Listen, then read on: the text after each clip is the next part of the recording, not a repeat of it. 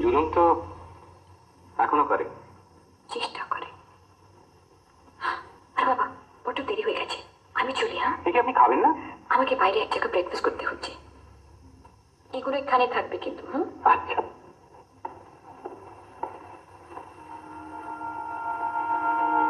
কাল রাত্রিরে আপনার খাওয়া হয়নি, খুব খারাপ।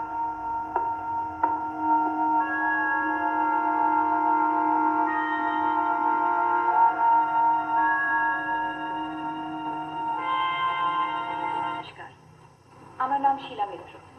আমি আর আমাদের অফিসের কয়েকজন আমরা বেরিয়েছি একটা বিশেষ কাজে, একটা সার্ভে করতে। এটাকে আপনারা অ্যাটিটিউড সার্ভে বলতে পারেন। আপনাদের কাছে আমাদের একটা প্রশ্ন আছে। আমাদের দেশে অনেক পরিবর্তনের কথা আমরা শুনছি, সোশ্যাল, পলিটিক্যাল, আরও নানা ক্ষেত্রে।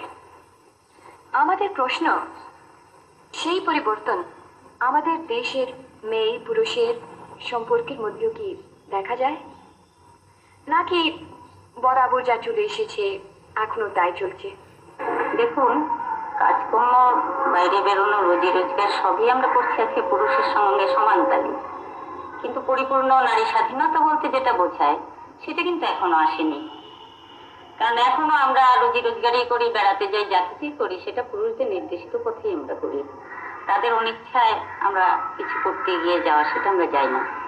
লিখিত পড়িতে পারি, কাগজে কলমে মেয়ে পুরুষের সমান অধিকার, সমান মর্যাদা আমরা শুনেছি, কিন্তু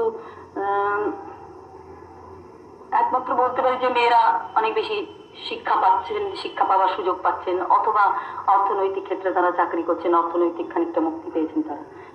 যদি আমাদের দেশের সমাজের কথা বলেন তাহলে এটা বলতে হবে যে আমাদের দেশে এখনো পর্যন্ত যে অবস্থা, তাতে সমাজের তো একটা গোটা পুরো পরিবর্তন কিছু হয়ে যায়নি, কিছু কিছু পরিবর্তন এসেছে, কিন্তু একটা গোটা পরিবর্তন হয়নি। তার ফলে কিছু কিছু যে পরিবর্তন এসেছে তার জন্য কোথাও কোথাও মর্যাদা বোধ একটু বেড়েছে। বইটি মর্যাদা বেড়েছে কিনা ঠিক বলতে পারবো না, তবে যেটা বেড়েছে বলে মনে হয় সেটা হয়তো মেয়ে পুরুষের সম্পর্কে যে একটা স্ট্রেস আর স্ট্রেনের মধ্যে দিয়ে যাচ্ছে তার সচেতনতাটা।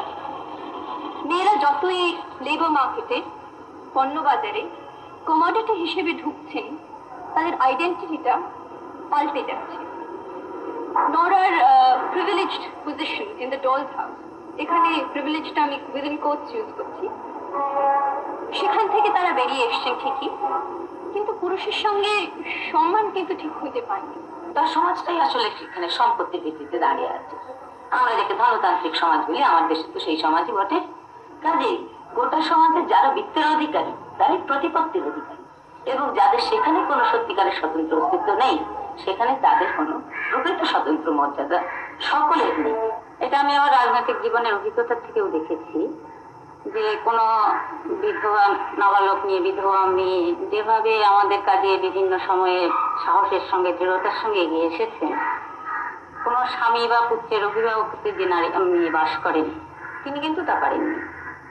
তিনি সবসময় স্বামী এবং পুত্রের নির্দেশ চেয়েছেন, এবং সেটা পেলে তবে যেখানে ধরুন যে সংসারে স্বামী প্রতিষ্ঠিত, স্বামীর প্রতিষ্ঠা বেশি, সেখানে খুব সুন্দর সংসার, সুন্দর একটা সুখী সংসারের ছবি দেখি আমি। কিন্তু যেখানে স্ত্রীর প্রতিষ্ঠা স্বামীর থেকে বেশি, সেখানে আবার একটু কমপ্লেক্সের প্রশ্ন ওঠে, এবং সেটা স্বামী মেনে নিতে পারেন না, এবং তাই নিয়ে প্রচুর ঝগড়া বিবাদ হয়, এবং তার ফল খুব একটা ভালো হয় না। পরিবর্তন দেখা চতুর্দিকে যাচ্ছে। যেমন 20 বছর আগে আমি নিজে দেখেছি যে ধরুন 15-16 জন মহিলা কোথাও গঙ্গা স্নান যাচ্ছেন, কিন্তু সঙ্গে একটি 10 বছরের ছেলেকে নিয়ে যাচ্ছেন। এখন আর সেই দৃশ্যটা চোখে পড়ে না।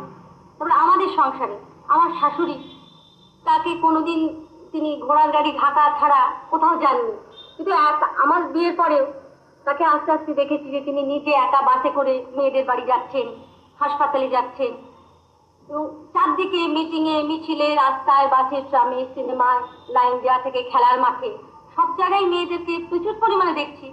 কিন্তু এইটাকে ঠিক পরিবর্তন বলা চলে না, তার কারণ আসল গলতটা হচ্ছে শোষণ ভিত্তিক সমাজ ব্যবস্থায়।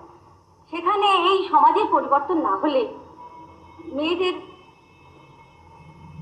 মেয়েদের মুক্তির সঙ্গে সমাজ পাল্টানো, সমাজ ব্যবস্থার সঙ্গে মেয়েদের অবস্থাটা এমন ওতপ্রোতভাবে জড়িত যে সমাজ ব্যবস্থা না পাল্টালে মেয়েদের মুক্তি হবে কি?